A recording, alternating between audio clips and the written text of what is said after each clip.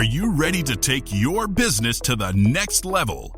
Every day there are countless books and articles that are published offering the key on how to make your business a success. It's easy to feel overwhelmed trying to keep up and run your business. That's why Deb Creer created the Business Power Hour. Keep up on the latest trends, best practices, and techniques for how to make your business a success. Let the Business Power Hour do the heavy work for you. Good morning, good morning. I am Deb Creer, and I am passionate about giving professionals the tools that they need to make themselves and their businesses as successful as possible. And we're doing this on a remote location today. Gotta love that, right? So hopefully everything goes well, but we will adapt because that's what we do as professionals. So I am so excited today to have my guest on. This young woman is someone that I know. I know her through Healthcare Summit, which we'll probably talk a little bit about that because it is such a fun initiative that she and several other people have started that I think is just going to be one of the premier conferences that people who are in the healthcare industry with podcasts will be doing.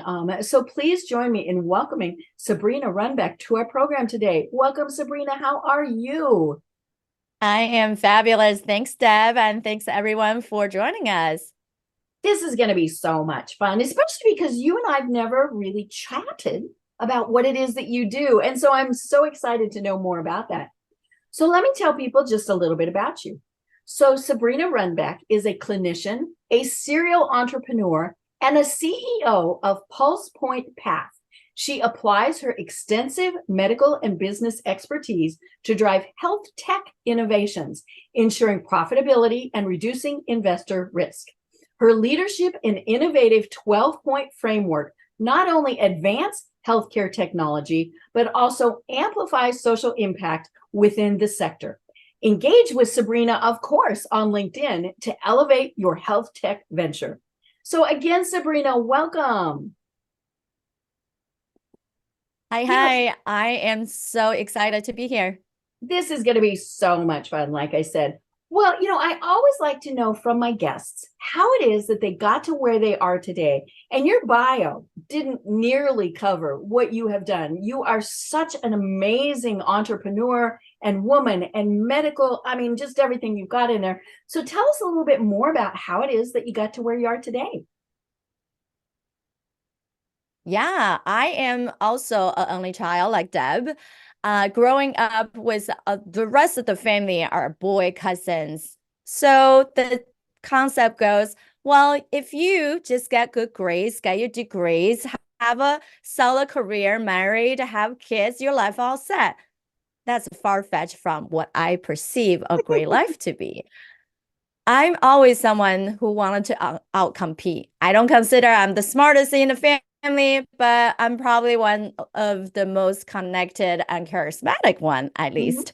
So on that journey, when I actually wasn't born in the US and end up coming here in middle school, life just simply changing and adapting in different location, different environment, and building friends was never an issue for me. But language and communication has also been part of who we are and our identity. When I was trying to figure out who I am, what I'm fortunate is every high school, college, grad school program all have a large network of community. And then I simply say, I need to tap into all that and not just seeing what I have known in front of me. And that got me into a degree in neuroscience, music. For the heck of that, I actually thought about going to music therapy when I was younger, but realizing I want to do broader scope of healthcare. So I pick up a public health master, thinking that diagnostic, that going into the community, figuring out what is going on and creating program has also been interesting. Plus epidemiology is something that's also was on my mind. But what I really wanted to do is the direct patient care. So I end up going to applying into a physician associate program, and then right away got into cardiothoracic surgery. So for the past 9 years, I have been doing heart and lung surgery and in across really 12 different hospital systems, either as someone who's leading the team, formatting new program, or coming in as an interim to give advices, or just simply part of the gap that they needed. And truly figure out, especially in the earlier on the career, we all know cardiothoracic surgery is one of the most intensive subspecialty because it can change really quickly. Right. Now, it's number one killer in the world.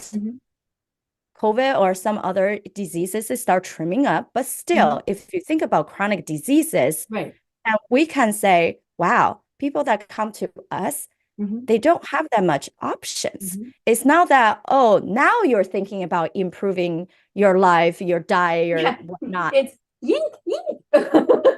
Right. Now it's like, are you too sick for us to even offer you surgery? Right. Or you are really needing that because it's critical procedure that will save your life and it will make you feel better. Right? Why do we even do surgery for anything? Is improving quality of life or extending your lifespan. Otherwise, it's not worth it.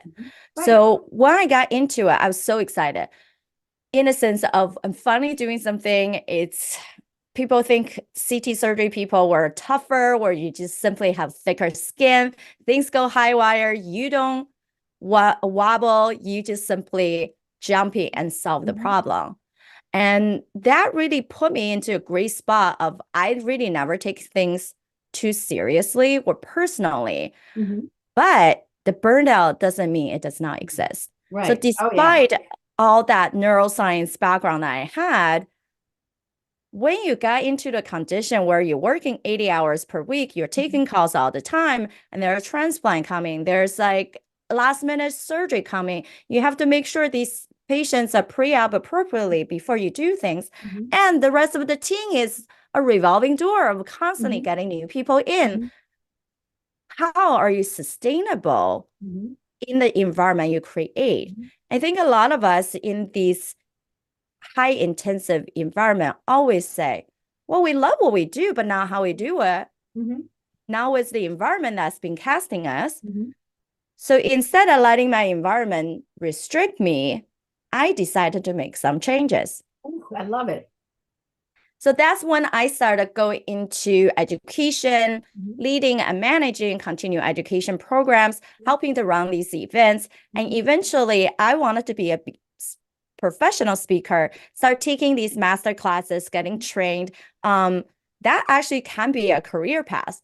And as I start going into that round and start publishing books on top of it, and become international best-selling author, being invited to now national and international stages, it's about having your own platform, just like Deb has been running her show for a long time. So I started my podcast called Provider's Edge. How do we truly create just that edge that differentiate our belief, our mission, our goals to drive the positive change in healthcare and not just complain about what doesn't work? So that show, eventually in the past 2 years, we also turned into a TV show, live streaming on Roku, Apple TV, Spot, those type of live streaming platform. And it's been exciting to have a system put together because at the end of the day, what I realize is I question what doesn't work. And not only I question it, I dare to find solution and create a strategic process to actually make things work. And a lot of us forget all these are transferable ability that help you in the next phases of your career, your life, and you can apply across the board. So once I start getting into that, I start connecting with a lot of people on my show, entrepreneurs, executives, leaders, inventors, and they start to wanted to come to me to say, hey, Sabrina, you have great connections and we wanted to get our message out there. How do I do that? Speak more clearly. If I go into an investor pitch, how do we make sure that they gravitate attention? So I start working with some of the startups, giving consultation advice. And what I found, the critical downfall for these founders and executive in entrepreneur is that they're getting piecemealed advices. Right. From this friend, this conference, that book. Right? Because we're eager learners. We're eager to find the resources and listen to them. But then what? We are learning so much, we don't know which pieces actually puzzle together and make sense for us, not just this model someone created and it worked for them. So that's how Post Point Pass was born, where we realized, wow, there's a lot of experts out there. We're all helping similar client. But when we have assessed what they need, and then we refer this company out to work with someone that we trust, things still don't happen. They're still questioning, oh, do I need this now? Should I trust this person? What it is that they actually do? Then it's weeks and months delay before they even see anything due to the lack of taking action. They're still figuring out do I feel confident with that person, right? So we know the best thing we can do in business is the speed of decision, and then it's the speed of action, and then it's how rigidity and cohesive we're assessing the whole process that we are. Right. So Deb, like thinking about how you are engaging with these entrepreneurs or working with them, what are some the crucial things when it comes to taking action or making that crucial decision or figuring out the right KPIs or assessing things that they have been doing in your experience? Well, it's exactly what you said, and of course, one of the trickiest things with all of this is, we have what we love to do, and in your case, you're working with people who are working with patients, right? And and so they love that, but then they also know they have to do this business side, and that's where they get so lost. And as you said, they don't know who to turn to. They have to focus on other things, but they know they need to make their business an ongoing business, unless they want to work for somebody forever. That's great, that works for other folks, but you're working with people who are setting up their own practices, things like that. And it is, the big thing. I mean, we hear this all the time. It's the know, like, trust factor. And, and so, and especially when you're dealing with human lives, that trust factor is critical. I mean, we have to trust our medical care providers, but our medical care providers have to trust, as you said, that they're getting good information, that they're setting things up correctly. And, and that's not their specialty. We talk to a lot of people, obviously, on this program where they have what they love doing. They set up their business to do that. They love being, doing that part, but then they get lost on the practical things of how to run a business. And that's why I think we see so many that fail. It's not that they're not trying. God bless them, right? They're trying really hard, but they just don't know who to trust. And so I love that you have set this up so that they know that, first of all, you understand that world. I mean, I think that's probably one of the biggest things is they know when they are speaking the medicalese versus, what that is, because you are practicing. And so, and then when you say, here's what we suggest you do, here is how to do it, they know you, they like you, they trust you. And so then, you're going to help them through that path. But I think that's absolutely critical is, getting that rapport built with whoever it is so that they do know, okay, Sabrina and her team are going to provide us with great information. Most of the time, people are focusing on the to-dos. Right. Many people nowadays is out, how do we outsource? How do we pump more things out? Now we believe we're focusing on the to-dos is important, but it's the not most critical, because if you don't have the right high-level strategy, the true path and roadmap to get Right. you to the end goal, and you're not clear on that, Right. you can do a lot of wrong activity and wasting Right. money, human resources, human capital, and any financial capital, and not getting you much of ROI, Right. especially in the innovation space. Mhm. You can raise a few $1 million funding, you can burn cash really quickly Oh, as very well. quickly.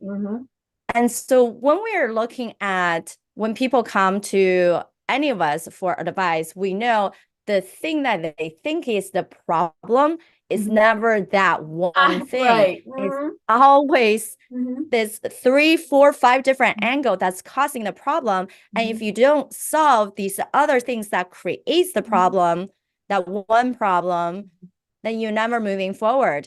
And most people in those leadership, doesn't matter if you have business background or not, when you're so inside the problem, so involved, you often cannot see the clear picture of what outsiders are seeing. So that's when we believe when you're building business, it's an integrated solution, not isolated solution. You can hire one business advisor, one operational expert, one CMOs, and one a CFO. But individually, they are perfect experts. But if you don't know how to help them to work together, both intellectually, mentally, physically, communicate and influence positively, and translate their language to a language that you can understand, because everyone has their technical languages, then it's also not helpful. So that's where Postpoint Pass is born, is we believe companies who has made strides, now they finally get funding, they're finally getting moving, they start making some traction. They're like, where do we go? Do we now have to figure out hire more people so we can fulfill our programs? Or do we need a more cash flow because we have a specific product to actually create that product so the supply chain can give back to actually sell? Or, oh my goodness, great, we have this big client with this large organization.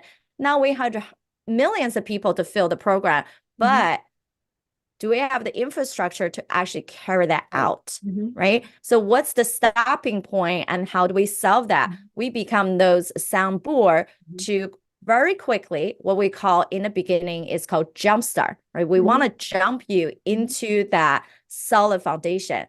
So we evaluate company, number one, how viable is that company? Right. So that's is it even going to succeed? Correct. So as an investor, you're going to want to know these money going to this company. Right. Is this ever going to come back Am to I going to get it back? Right. We know at least 25 to 30% of our investment portfolio got nothing back. And really about top 5% is what's going to drive all your returns. Right. So what about all those middle ground? We wanted to make sure we increase the significant ROI for investors. And also for all these leaders and executive and founder who put all their own money into it, they have to think as an investor cap at that point and stakeholder, not just an owner of the company. Because the owner mentality is, I'm just keep pouring more things in. Let me just make it work. We'll make it work. We'll make it work. Exactly. But it's not logically sound at that point. So number one is how viable is this company? We use our 12-point framework, which means we break down the infrastructure in 12 different domains of business. What that means is you have 3 main categories of safety and security, visibility and sales, and then you have culture and human optimization, right? So the visibility and amplification is most people will care about. Hey, what about our brand, our messaging, our sales team, our PRs? How do we get more eyeballs to us online?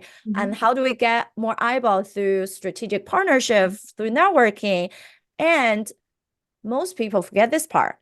How do you create the entire client journey that people feel satisfied, supported? You're so giving, And when not only from the first time they even get to know you, that cold phase, all the way to warm to hot to convert to a client, but it doesn't stop there. It's start to deliver what you promise and how the entire process goes. So then they feel that you guys are doing everything you can. You're doing a solid job. Now they wanted to become a return customer, and they're gonna want to share your right. Oh, that good old word of mouth.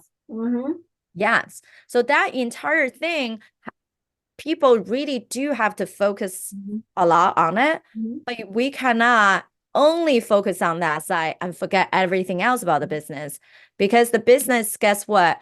How sustainable is based on what? People, human capital. Right. And human capital starts from the top tier of decision maker. So we go directly assess sustainability with 4 elements of a human performance measurement. So one is we do a holistic, right? So we are going to do spiritual. What does the spiritual mean for us? People do reversed creation. When they put business together and they're just like, this is our thought, we're going to create a mission vision statement, and hardly then ever refer back to it, right? And then it you sits wonder on the shelf and gathers dust. right, it's like, oh, just something we made, right? Or they pull it out when they're talking to investors. Might be the only other time they see it, right? Correct. Now we're saying you're missing out the point.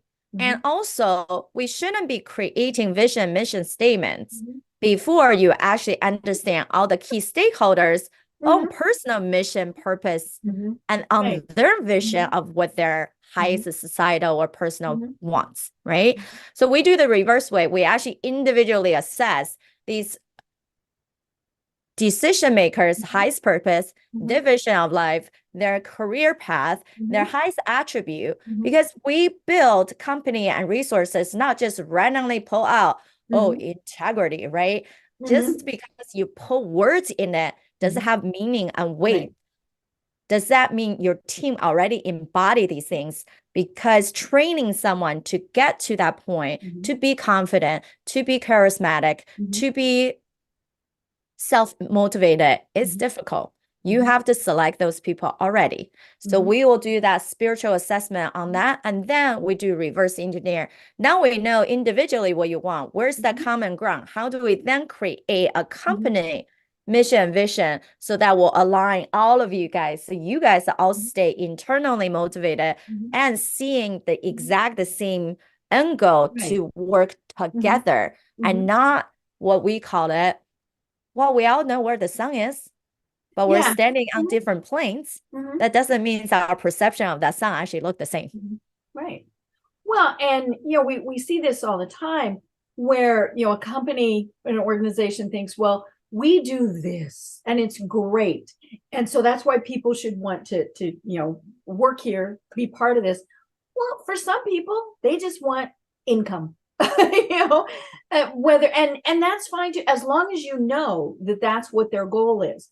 Or maybe it's and we obviously see this a lot of times with entrepreneurs, is they either want to build it up and sell it, right? That's that is one of the primary goals a lot of times for someone to start a business, is we want to get it to a point where we sell it, and then we either go on to the next thing or we retire.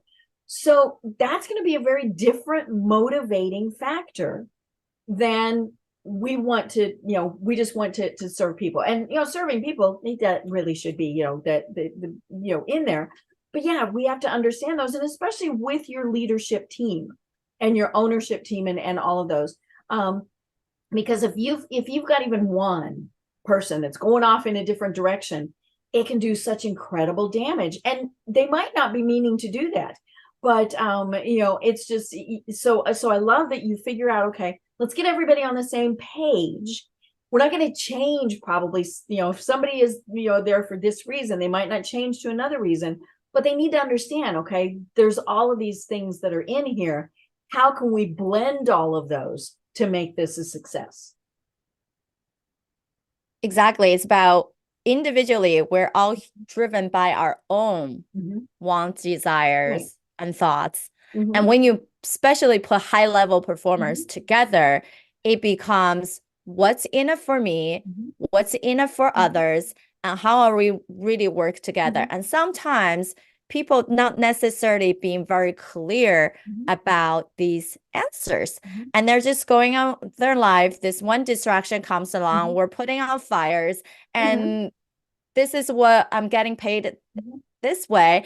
And then they get super distracted. Mm-hmm. Why there's so many serial entrepreneurs, and then people don't really work well when Mm-hmm. they are Right. trying to manage Mm-hmm. multiple things, because we're not meant to be multitaskers. We're No. meant Mm-hmm. to align Mm-hmm. the right people, the right vision together in that solidness. Mm-hmm. And then us leader, even though people you don't think they're watching you, they are. So Oh we yeah. have to Mm-hmm. set that bar into how we perform so the rest of the team can perform the same way, right?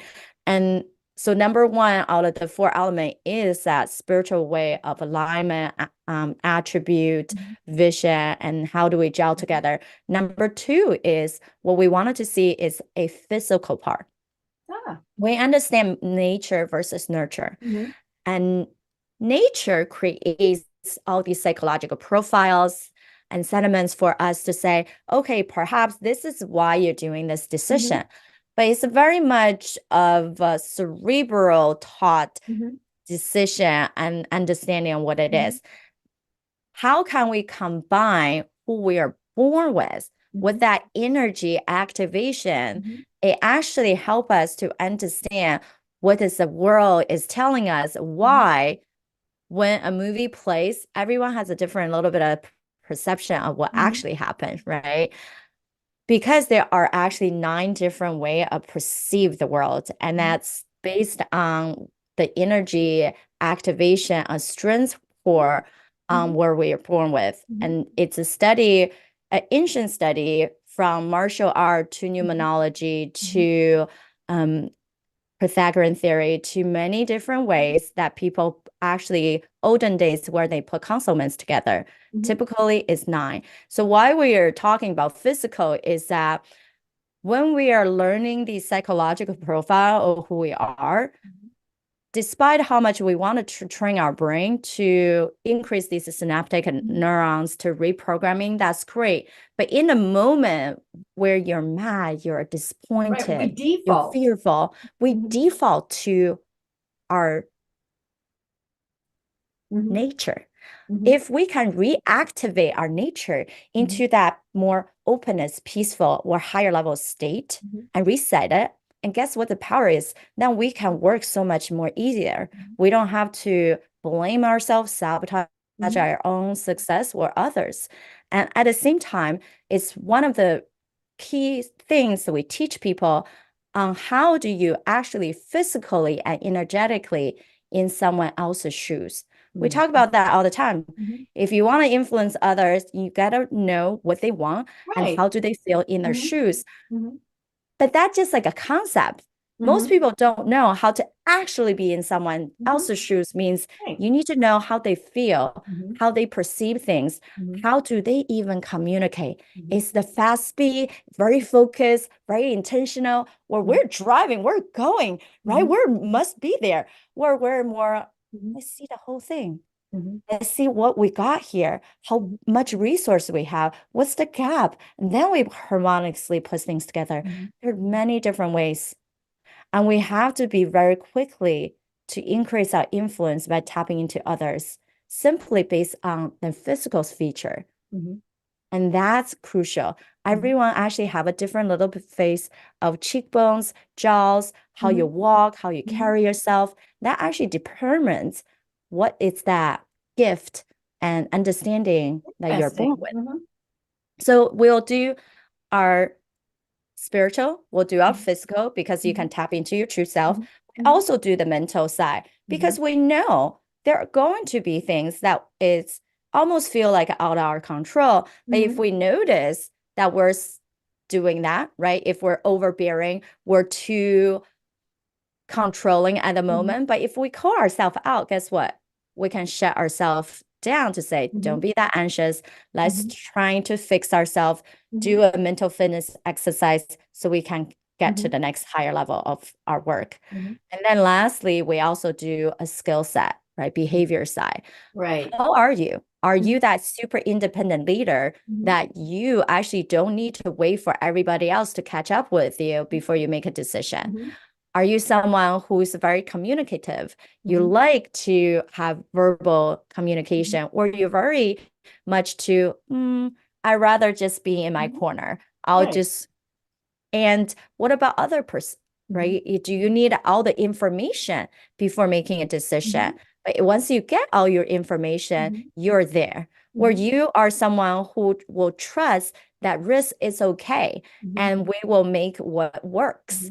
And there's many different additional 4 categories that we use predictive index for to assess your behavior and skill set. So now we have a whole complete package of the spiritual, mental, physical, and ability that comprehends how you are truly a peak performer. Because when we know that, guess what? We can also typically save people at least 10 hours of work per week. Right. Because you've got them focused on what they do best. Right. Because it's both that inner focus and task to full, like focus on what's the right thing. And so sustainability really is that cohesive umbrella. Now we are thinking, okay, what's next in building business is a part of, it's not just profitable for the sake of being profit. It's actually now looking into your infrastructure. Now we know the 12 elements of viability, the 4 elements of sustainability for leadership, and how we then translate that with the rest of the team. And then profitability means, what do you have to do to help yourself to be predictably profitable and now feel like, oh, I don't even know where the reservoir are, right? I typically would say every business should save at least 10 to 15% into an account that's a save specifically for when you don't know, the emergency fund as well as the reinvestment. COVID fund. Right. And you have to reinvest in yourself in some degree to continue growing, right? From your business expense that you already set up, but you needed to have some buffer room to, so how do we leverage additional resources? Or when things needed to unexpected, oh yeah, we got a big account coming in. Therefore, I needed even more tools or more people to hire. Yeah. Then we Are we can't even in a just big enough space? correct. Or if you have to have expand your warehouse, where's those money coming from? You can't be like stopped, and then you can't disappoint your client that your prospect just onboarded. Then that's a bad reputation to have, right? Yeah, and they'll tell others. Exactly. So being able to have that reserve and then predictable, right? Just like the book, Profit First. How do you believe you have different accounts to manage in different purposes? So you always reward yourself for what you get and not feeling like I'm the leader. I pour everything out. I don't give myself anything back. But if you don't get any reward at all, then what's the purpose in building this? Yeah. Well, and I think people need to remember too that it's not just financial. Yes, obviously there has to be financial. That is the biggest picture, but it's some of those other things you were talking about. Do you enjoy what you're doing? Maybe your reward that you want is 2 weeks vacation. I mean, whatever it is, and again, knowing what's important to everybody else around you. I think that's one of the things that we are finally discovering companies are exploring is, this group thinks this, but this group thinks this. I think we see that a lot with millennials. Paycheck isn't the most important thing to them. Yes, we have bills, we have all those various things. They need to be paid. But it's the environment that they're working in. Is it supportive? Can you bring your kids to work? Can you work from home? Right? That's probably one of the biggest things that's going on right now. And and as you were talking about this, one of the things that struck me is the fact that you're dealing with some incredibly intelligent people. I mean, they're not going to be doing what they're doing if they aren't incredibly intelligent, but they themselves cannot assess all of this on their own. They can't. I mean, we're not going to, we might be able to talk about our own weaknesses, but we really don't want to, right? but we also very much might not know what one of our strengths is, because to us it's just something we've always done. So that's where I love that you have to work with somebody on the outside to be able to go through and do all of these steps and all of these reviews, because we can't do it ourselves. Exactly. Oftentimes, what we wanted to focus on is tap into your genius zone, and the genius zone truly will create freedom for you. And what we say is there are 4 zones. There's the genius zone, where is your passion and proficient must be 2. And then you have the distraction zone, which is you think you're gonna like it doing.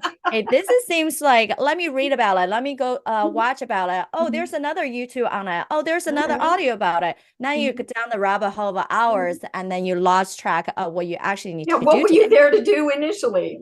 Right. And then you have a discouragement zone, means things you actually do really well, but you just don't like it. But you take it on as obligation to say, well, I can do this faster than hand it off to one of my assistant or my partner. Oh yeah. The word delegate is one of the hardest things for any person to do. And I don't care what level they're at, and I fall prey to that all the time. I might not like it, but I can do it faster and better, right? Because I'm the only one who knows how to do it. But and it's funny, I don't remember, and maybe it was something that I heard not long ago. We hire or we work with people for their strengths, so we need to honor them by letting them do those strengths. My producer for this program, fabulous example. She and I have been working together for 4 or 5. I've lost track years because we work so well together. I did what she did before then, right? It had to be done. So I did it. But for me to let it go, I gave her the framework, this needs done, this needs done, this needs done. And then I let her do what she does best. It is different from what I would do, but it's better. But yeah, we need to give people that grace and that honor to do what it is that we hired them for. We wanted to create process and system because it keeps us in a framework and it's a measurable success. Once that high level framework is created, the individual experts in that domain that we hire or we contract or whoever's put in that place to do, that person becomes the boss of that, right? That person take the accountability and ownership. And therefore, we have to give them the space for their talent and genius to shine. Since we cannot be everywhere and be genius of all things, when we can just play into our own true genius zone, it freed up a lot of obligation, of the distraction and non-meaningful stuff. Especially most leaders stay in that dreadful zone of I don't like doing, and I don't even know how to do it. But I still will because it seems like nobody else can do it. But that's just simply a false belief we have in our head instead of opened up more. So when we actually do a project management for a company, and even just to help them to say, hey, you have a lot of stakeholders. You have a lot of people who want to take ownership. But how do you distribute the equal value of that ownership so people are properly giving the right profit share and appreciation, like Deb, you were saying, right? Some people's appreciation just more freedom of time, or if they need help, you are there to help them, right? Giving them the dedicated attention. And some people do want to have more payout. But how do we do it in a way that's sustainable? How do we do it in a way that's fair? That means we create a framework and that also have 5 major steps and broke down to 15 total elements. So what we end up doing is number 1, still start from spiritual, right? Knowing your vision, mission, highest level of purpose, goals, and then what's that high level strategy. Once you have that, And we also, it's not just writing these things down, it's assigning people's name. Right. How many people are needed to Mhm. create this mission, the Mhm. vision, the highest level strategy. Some people are not really good at creating strategy at all. They're Right. just doers, right? Mhm. And so then the next phase is that emotional pace. What do you truly desire, want? After you can say all your audacious goal up there, but what about your true desire? Be honest with each other, right? So who's writing this? How do we assign these little components and also figure out your existing resources and the quality of the relationship, the team that you have right now? And also then who's managing the emotional ups and downs, right? As leaders, actually a lot of people, that's what I deal with every day is how do you make sure the people that are with you are performing? And when they have challenges, who is there the best to deal? So we actually assign people's name. Like just say you have 3 co-founders, and then you start putting names. Okay, this perhaps just Sabrina and Deb. And this is just Sabrina. There's a Sabrina, Deb, and Todd, right? And so you start signing, now you start taking ownership of that specialty and domain. And then you move on to the third bracket, which is the mental development of project, which that means conceptualization, detailed planning. What could be the KPI that to measure success? Who's actually assigned to that when you need a quality control and when you need a problem solving, right? And once you have all this front, now you have a big vision, you know your resource, you conceptualize, you have a small strategy. Now we can move to the physical part of development, means execution, keeping up the timeline, knowing how to help people to move forward, and a final quality check at the end, and knowing now you can apply the KPI you created to know what's the actual winning factor that you needed to focus on. Now, most companies focus too much on this part, right? This fourth segment. They're all about doing more and more and more. But without this 3, they're going to hit a wall at some point. Right. Because you're just drying yourself to burnout and burning all the resources. And then lastly, is very crucial. It's actually energetic side. What does that mean? Is everything cohesively coming together? Does that feel like in harmony? Does it feel intuitively good? Are you creating the positive influence? Who are you influencing? Do you like going to work? Yeah. Is that everything that you're doing actually is meaningful the way that you're creating now, right? And so that's the cohesively gelling everything together. And again, you need to assign people's name into each boxes so we know who's taking control and really going to step up when these elements need to be in place. Right. And now we're also fairly value every single frame and step of the creation, and not just the doer should be getting paid, but also the thinker, the planners, the people who do quality control and assessment, they all are valuable in this whole creation. Right. Now, I want to go back to something you mentioned that I think does get overlooked, and that's the ownership of something. Because how many times have we seen companies, and I think this is why so many times they fail, is the, founders, CEOs, whoever those, and on down the thing. We think, well, we've got this great team. We're just going to have them go off and do. We're still the people in charge. They need to check in with us, because we see that all the time. Well, I didn't know that we didn't have the right personnel in place, or I didn't know that we didn't have the right infrastructure. Well, ultimately, it's like that song, like the sign says, the buck does stop here. Just because we've got these great people in place doesn't mean that we still don't need to touch base on occasion, just to make sure if is everything going well? What do they need?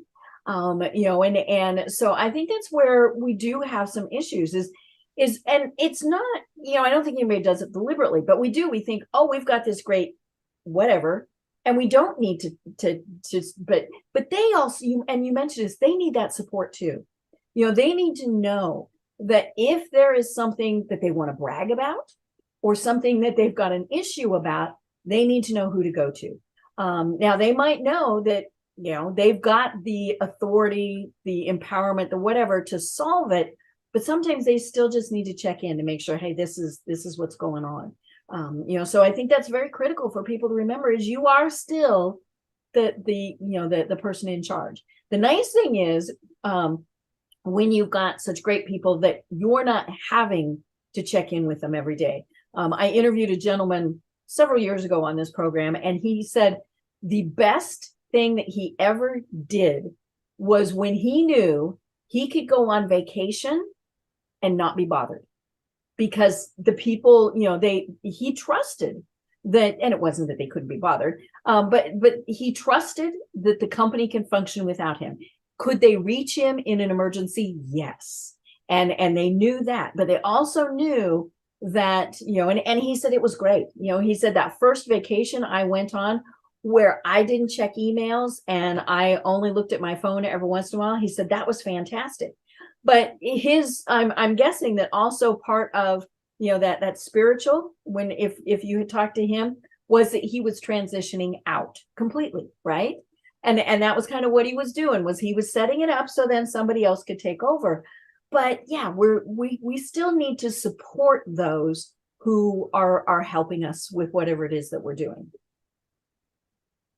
Yes. So on top of the leadership, whether it's people who founded the company or people who have stepped in to take on ownership, we see we need a critical 3 persona. Number one is the ultimate visionary. What's the gap you're solving? How you're unique?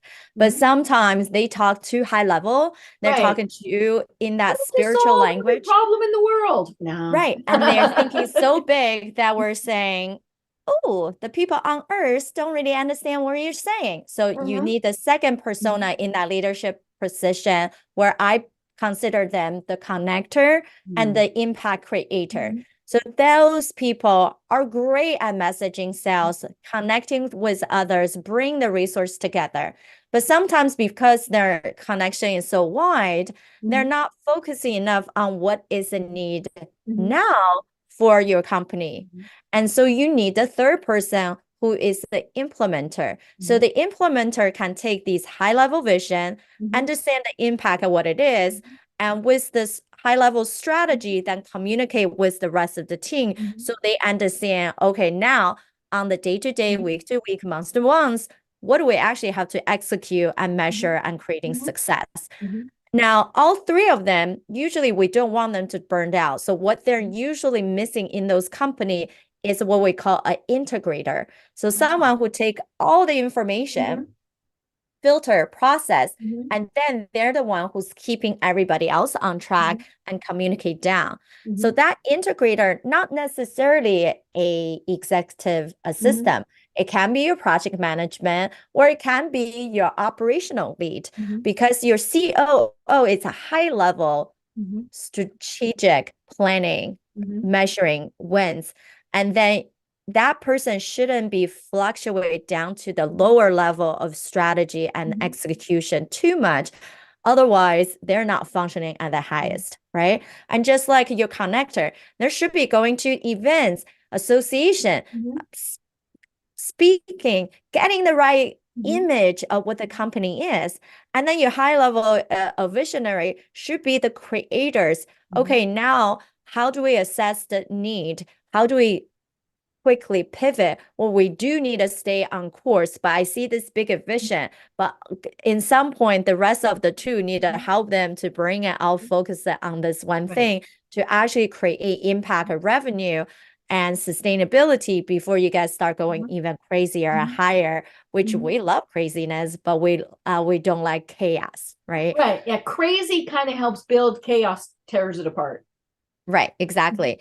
And so when you have these structure and you also assess yourself in your genius zone, you tap even more on your genius zone, you dive deeper into it, and you're already being assessed by our 4 elements. So you can be truly highest performance, highest influence, and then the power is unlimited. And what we love it's not just about saving you hours of week. Mhm. It's truly have your business run like clockwork. So Mhm. you can go on that 2, 3, 4 weeks vacation and only like Deb's saying, pick up the phone only as needed. I have Mhm. clients come to us to say, oh my gosh, we do need that outside pair of eyes. Mhm. We're hoping to sell this branch of business, Mhm. but we feel like we don't have the right leader. We need to grow it to certain ways to have a higher evaluation so we can sell that and focus on the other part of the business that actually Right. does really well Mhm. and then been growing 5 Mhm. times faster than these other branch. Like, perfect. And Mhm. that means we have to first look into what's that infrastructure look like, right? Mhm. Investor gonna want to look at Mhm. that things. So where are you wobbling? And Mhm. then as you're hiring new people, those new people, because you're putting them on the leadership standpoint, we can also quickly assess them and then use their assessment go against your assessment to say, how is that person going to gel with the Mhm. executive decision team that you already created? Mhm. Are they going to help elevate you, Mhm. or they're actually not going to work so well and Right. They don't bottleneck have the you? right skill sets, the right whatever. Mhm.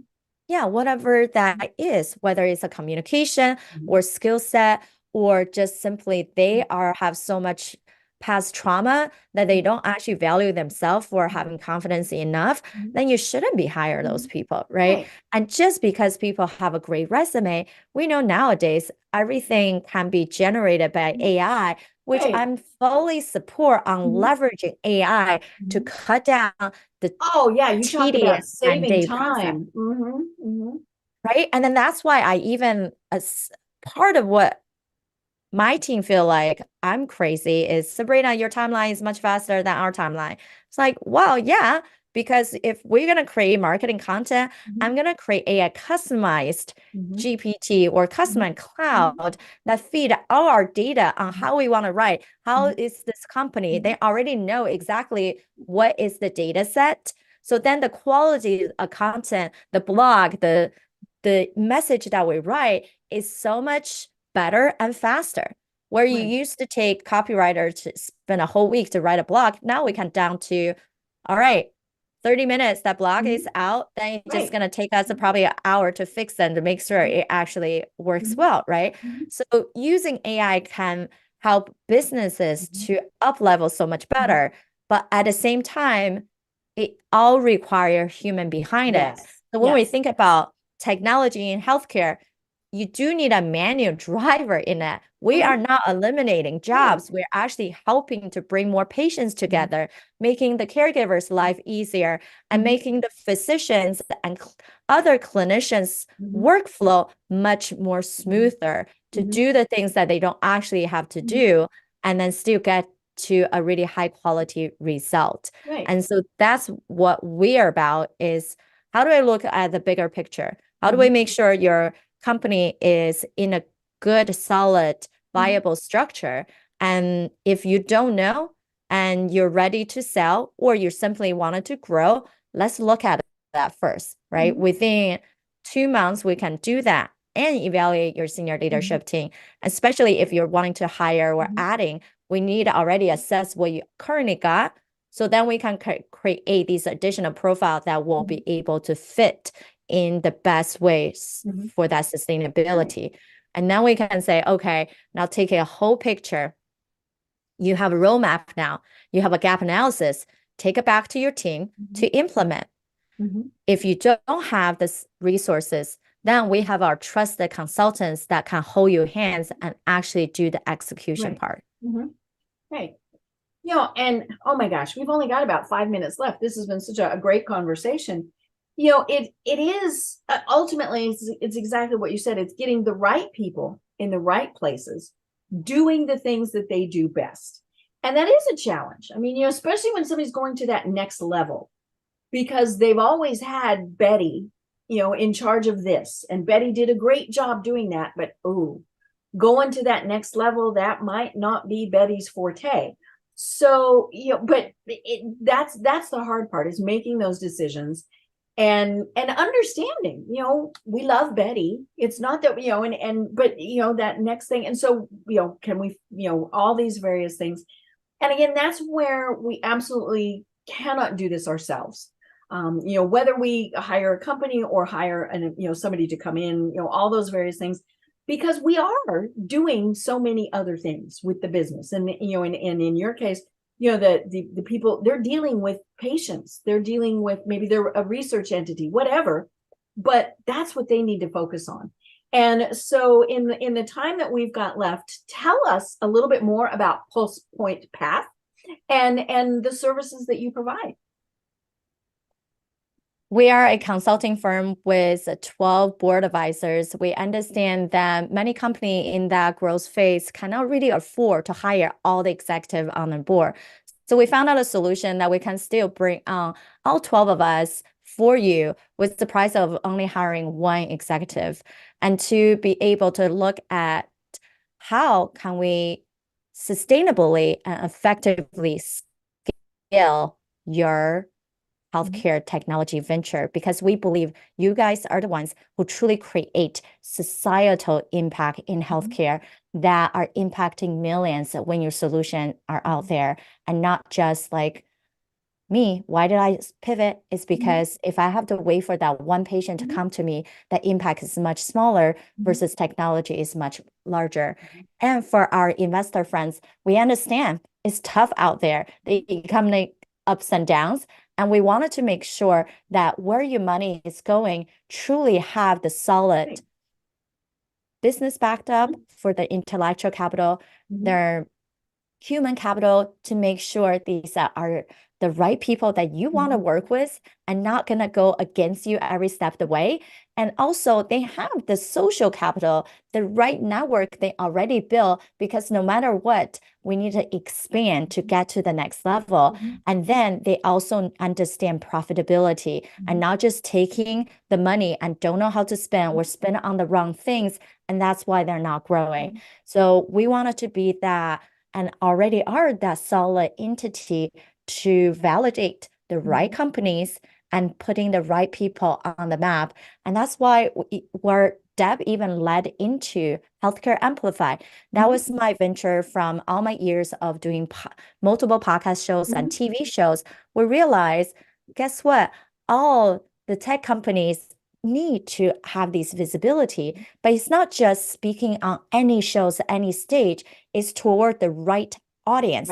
You need to speak on shows that perhaps only B2B or perhaps B2C, but even that B2C, who are the audience? It's the seniors, it's the caregivers. We needed to be able to be very intentional, targeted. And us, all of us in media who really truly believe we can use our voice to push forward our mission in healthcare, is on how do we come together to support each other. And we're never going to be in competition, because people love podcasting. They often hear 4 or 5 shows in a similar topic. So we actually help each other to expand our audience-ship, our mission together. So every year we're putting together Healthcare Amplify Summit to invite both those of us who are media personalities, producers, and show hosts in the healthcare space, as well as inviting people who are our listeners, who are supporters, wanted to learn more about media or tap into media to help increase your visibility and credibility. I love it. I can't wait for next year. You're already making great plans for next year, and it's going to be so much fun.